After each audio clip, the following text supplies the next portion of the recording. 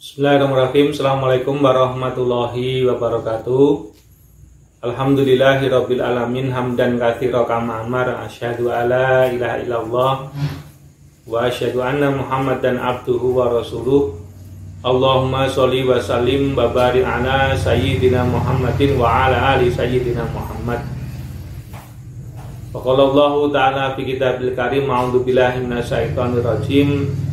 Ya ayyuhalladzina amanu taqullaha haqqa tuqatih wa la tamutunna illa wa antum muslimun, amma ba'du. Anak-anakku yang dirahmati Allah Subhanahu wa taala, alhamdulillah pada kesempatan kali ini Allah Subhanahu wa taala masih berkenan memberikan karunia nikmat iman dan Islam, nikmat kesehatan kepada kita sekalian sehingga bisa bertemu kembali dalam kajian kitab Safinatun Najah. Tak lupa salawat dan salam mudah-mudahan tetap terlimpah pada panutan kita Rasulullah Muhammad Sallallahu Alaihi Wasallam, dan semoga kita sekalian nanti diakui sebagai umat beliau dan diberikan syafaat oleh beliau. Allahumma amin. Anak-anakku, mari kita awali kajian kita pada malam hari ini dengan bacaan basmalah. Bismillahirrahmanirrahim. Kalau pada pertemuan kemarin Ustadz telah menyampaikan terkait dengan rukun Islam, yaitu zakat, maka pada kesempatan kali ini Ustadz akan menyampaikan rukun Islam yang berikutnya, yaitu as-shaumu Ramadan.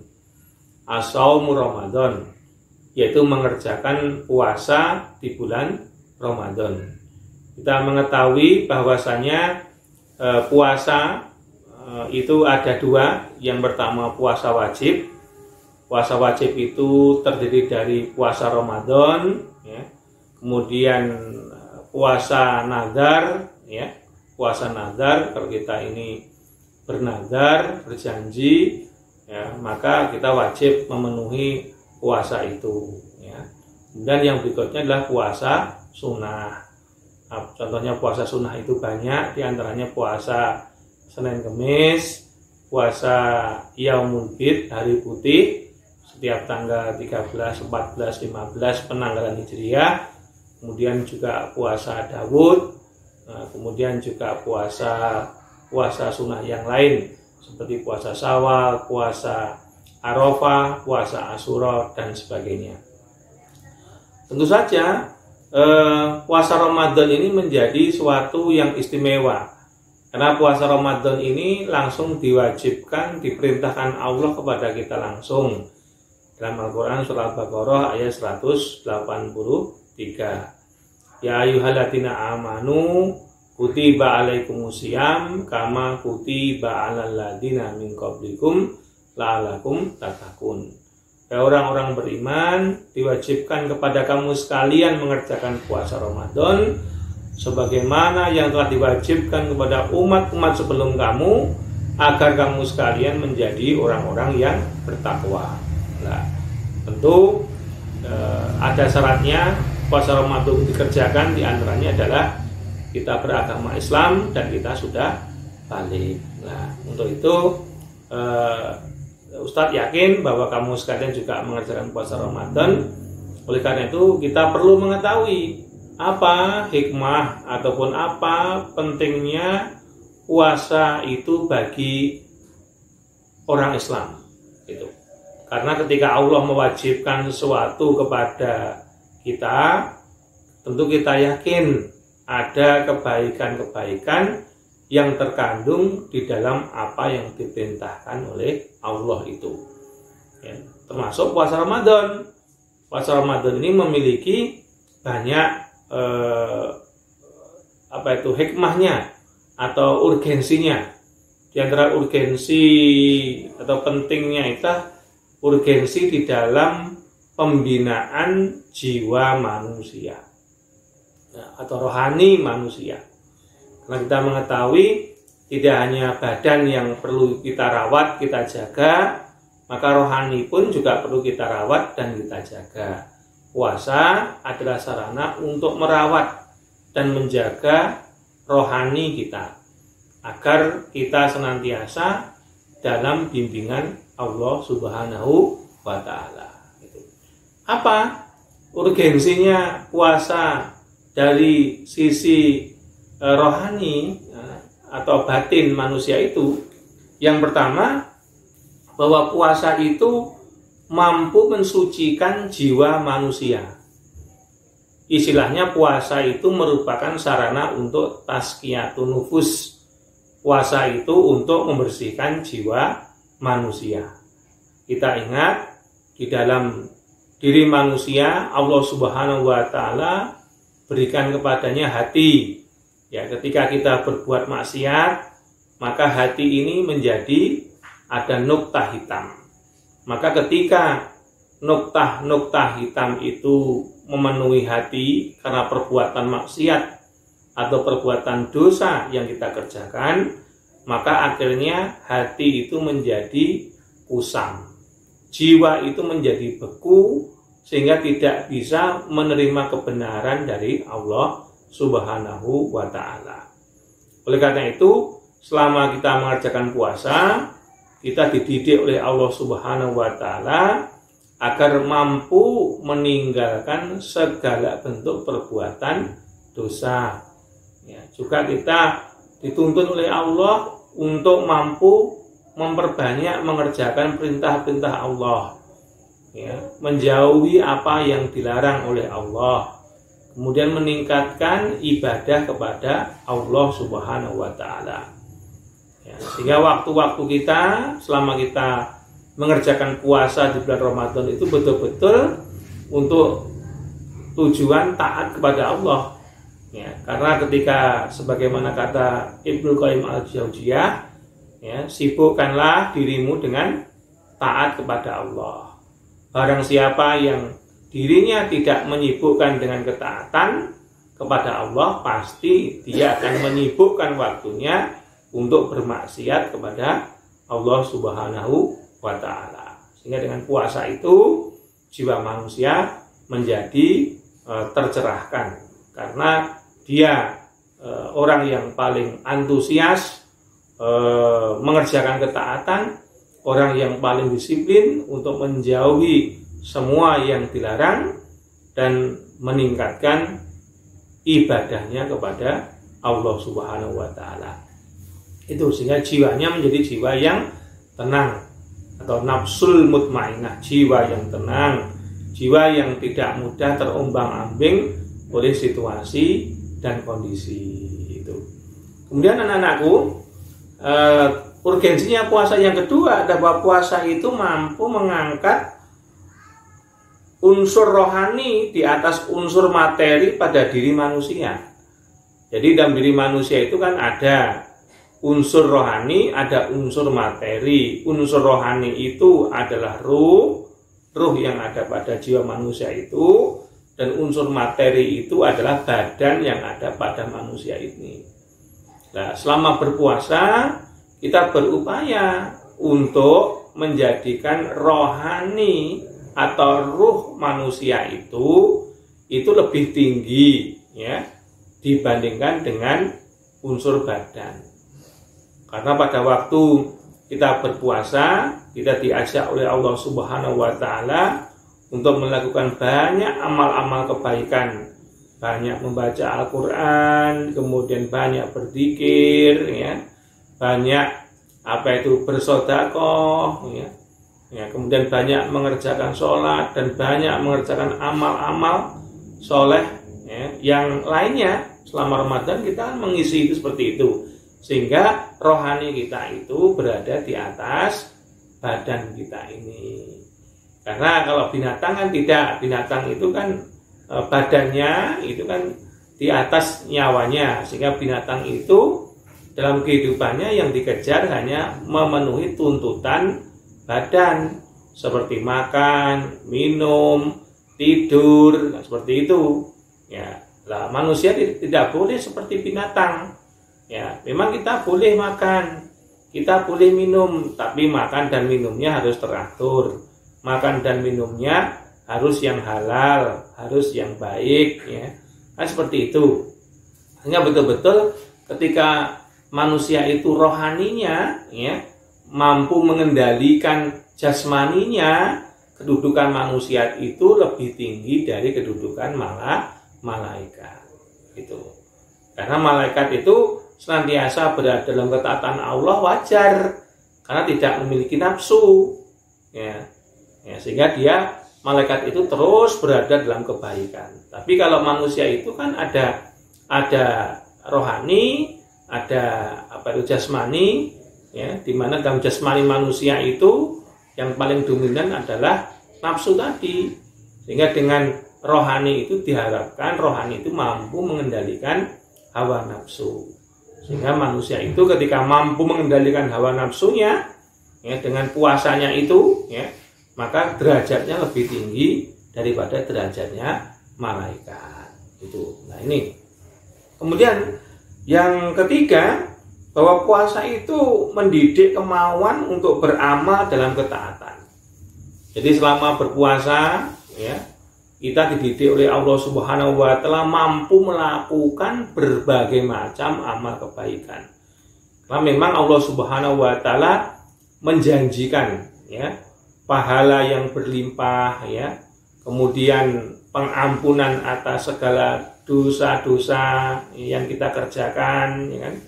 Kemudian memberikan jaminan pembebasan dari api neraka, sehingga pada waktu bulan Ramadan kita termotivasi untuk banyak melakukan amal kebaikan, ya.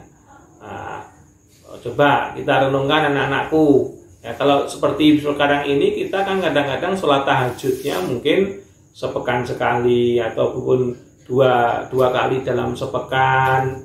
Tapi kalau kita selama Ramadan kan tidak, ya, kita mampu mengerjakan sholat taraweh, ya, selama 30 hari penuh atau sebulan penuh, ya, itu, ya, ini kita rajin membaca Al-Quran sampai bisa mengkhatamkan Al-Quran, ya. Coba kalau kita sekarang ini, ya, anak-anakku bagaimana? Sudah bisa mengkhatamkan Al-Quran satu kali di luar bulan Ramadan, ya. Ternyata tentu ini sesuatu yang baik kalau kita mampu melakukan itu. Tapi pada kenyataannya kan tidak mudah, ya. Mengkhatamkan Al-Quran sebulan sekali di luar bulan Ramadan itu sangat sulit. Mengerjakan sholat tahajud sebulan penuh itu juga merupakan tantangan tersendiri yang berat kita lakukan, ya kan. Kemudian juga pada waktu kita berpuasa itu kita banyak mengerjakan ibadah-ibadah sunnah, ya. Tidak hanya mengerjakan sholat wajib, tapi berbagai macam sholat kita kerjakan. Ya, karena tadi Allah Subhanahu wa Ta'ala dengan puasa yang kita kerjakan itu menjanjikan kepada kita pahala yang berlipat-lipat, ampunan atas segala dosa, ya, dan jaminan pembebasan dari api neraka. Sehingga kita termotivasi untuk banyak beramal. Nah, semangat istiqomah dalam kebaikan ini yang seharusnya juga masih kita lakukan di luar bulan Ramadan. Jadi jangan sampai lupa untuk senantiasa menjaga ibadah wajib kita, ya, sholat 5 waktu, kemudian mampu melaksanakan ibadah sunnah kita, contohnya menjaga tahajud kita, senantiasa membaca Al-Quran, ya. Ini adalah ibadah-ibadah sunnah yang perlu kita jaga, ya, agar kita ini mendapatkan ridho Allah dalam kehidupan kita. Kemudian yang keempat, anak-anakku, urgensinya puasa dari tinjauan rohani atau batin, itulah bahwa puasa itu melatih kesabaran, itu. Jadi supaya kita itu dilatih untuk memiliki kesabaran, itu. Karena kita bayangkan pada waktu kita berpuasa, kita kan oleh Allah Subhanahu wa Ta'ala dilarang untuk makan dan minum, ya, dari mulai waktu fajar sampai terbenamnya matahari. Padahal itu halal, ya. Makanan minuman itu halal, tapi kita diajarkan untuk sabar, tidak makan dan tidak minum selama dari mulai waktu fajar sampai datangnya maghrib. Itu semua adalah melatih kesabaran kita, bahwa segala sesuatu itu ketika ingin tercapai kesempurnaan maka harus melalui proses, harus sabar. Tidak boleh kebahagiaan itu datangnya tidak ujuk-ujuk. Karena bagian dalam agama Islam, dalam puasa itu Rasulullah mengatakan ya, orang yang berpuasa itu akan mendapatkan 2 kebahagiaan. Yang pertama, kebahagiaan tatkala waktu berbuka datang, ya kan? Setelah kita berpayah-payah selama hampir sekitar 12 jam, ya, dengan menahan lapar, ya, dengan haus, begitu maghrib tiba, ada kebahagiaan tersendiri di dalam diri kita. Dan yang kedua, kata Rasulullah, kebahagiaan saat bertemu dengan Allah Subhanahu wa Ta'ala. Bahkan Allah Subhanahu wa Ta'ala menyediakan suatu pintu khusus bagi orang-orang yang berpuasa Ramadan. Ya, ketika dia memasuki surga, dia diberikan pintu khusus dan namanya pintu Ar-Rayyan. Suatu pintu dalam surga yang baunya mengalahkan wanginya kasturi.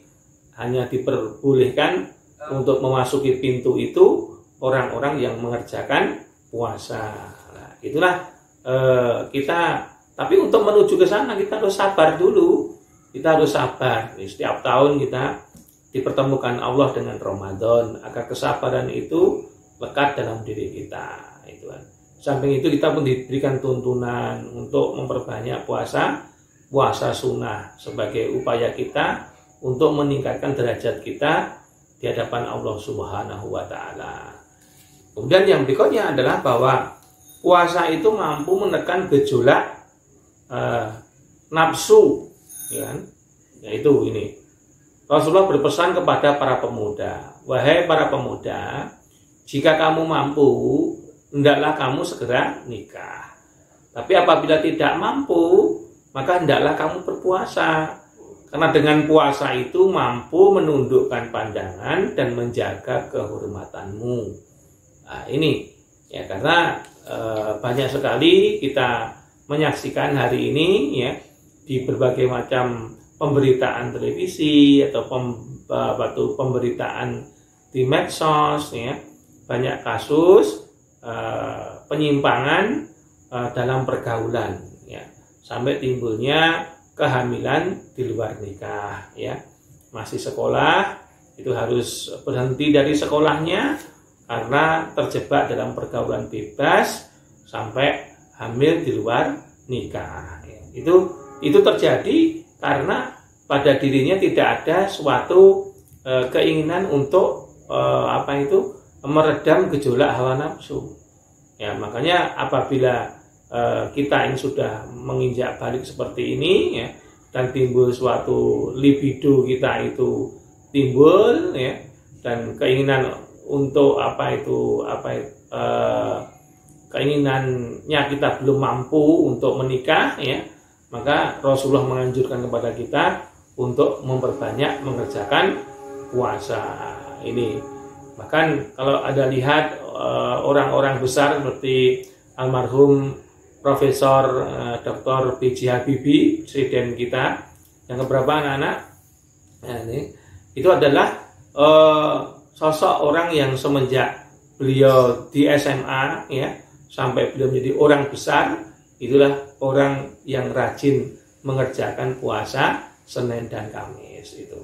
Nah, sehingga Allah Subhanahu wa Ta'ala, karena dia taat pada Allah, maka Allah pun sayang kepadanya, sampai mengangkat derajatnya di dunia menjadi salah seorang dengan IQ tertinggi di dunia itu. Nah ini. Kemudian yang berikutnya, dengan puasa itu akan menajamkan perasaan, ya. Akan menajamkan perasaan. Perasaan apa? Perasaan merasa diawasi oleh Allah Subhanahu wa Ta'ala. Karena ketika kita berpuasa, ya, meskipun tidak ada orang yang melihat, ada makanan dan minuman yang enak ya, di hadapan kita ya, kita tidak berani untuk makan, untuk minum, karena pada waktu itu di dalam diri kita sudah tumbuh perasaan bahwa Allah itu pasti melihat apa yang kita lakukan ya. Perasaan ini namanya muraqabatullah, perasaan merasa diawasi oleh Allah. Sehingga tatkala kita ini berada dimanapun ya, berada dimanapun, tatkala kita ini senantiasa memiliki perasaan merasa diawasi oleh Allah. Innallaha khabirum bima ta'malun. Sesungguhnya Allah itu mengetahui apa saja yang kamu kerjakan, sehingga timbullah kehati-hatian di dalam menjalani kehidupan. Karena setiap perbuatan dan tindakan manusia itu pasti nanti akan dipertanggungjawabkan di hadapan Allah. Karena apa yang kita lakukan, yang kita ucapkan, yang kita niatkan, yang perbuatan yang kita lakukan, semuanya direkam oleh Allah Subhanahu wa Ta'ala, dan nanti akan ditunjukkan kepada kita saat kita berada di padang mahsyar. Kita tidak mampu mengelak sedikit pun. Itulah. Maka inilah perasaan ini yang harus ditumbuhkan pada diri kita. Kemudian yang terakhir, bahwa dengan kita berpuasa itu kita akan mampu menjadi orang-orang yang bertakwa. Orang bertakwa ini adalah orang yang superlatif, orang derajat yang paling tinggi di sisi Allah itu disebut dengan orang yang bertakwa. Ya. Inna akramakum indallahi atqakum. Sesungguhnya yang paling baik, yang paling mulia di sisi Allah itu adalah orang-orang yang bertakwa. Orang yang bertakwa itu memiliki kecerdasan spiritual, karena dia mampu menjalani kehidupan di dunia, tetapi visinya adalah visi keakhiratan. Ya. Sehingga ketika dia melakukan segala sesuatu, ditimbang untung dan ruginya, manfaat dan madharatnya. Sehingga orang-orang yang bertakwa itu orang-orang yang betul-betul dirinya itu terjaga dari segala bentuk perbuatan-perbuatan yang tercela. Itu. Kalau kita bertakwa kepada Allah, Allah berjanji akan memberikan banyak hal. Kan? Wa may yattaqillaha yaj'al lahu makhraja wa yarzuqhu min haitsu la yahtasib. Barang siapa yang bertakwa kepada Allah, maka Allah akan memberikan jalan keluar dari berbagai macam permasalahan hidupnya dan akan menunjukkan rezeki dari arah yang tidak disangka-sangka. Wa may yattaqillaha yaj'al lahu min amri yusra. Dan barang siapa yang bertakwa kepada Allah, maka Allah akan memudahkan segala urusan-urusannya. Mudah-mudahan anak-anakku sekalian, kita mampu memetik hikmah ya, daripada puasa ya, sehingga walaupun kita sekarang tidak berada di puasa Ramadan, adalah kita juga membiasakan diri untuk mengerjakan puasa sunnah, karena banyak sekali manfaat-manfaat yang bisa kita petik dari puasa yang kita jalankan. Demikian pertemuan pada kali ini. Senantiasa berbaktilah kepada Allah dan Rasul, juga berbakti kepada kedua orang tuamu, karena itulah kunci suksesmu. Subhanaka Allahumma bihamdika asyhadu an la ilaha illa anta astaghfiruka wa atubu ilaik. Assalamualaikum warahmatullahi wabarakatuh.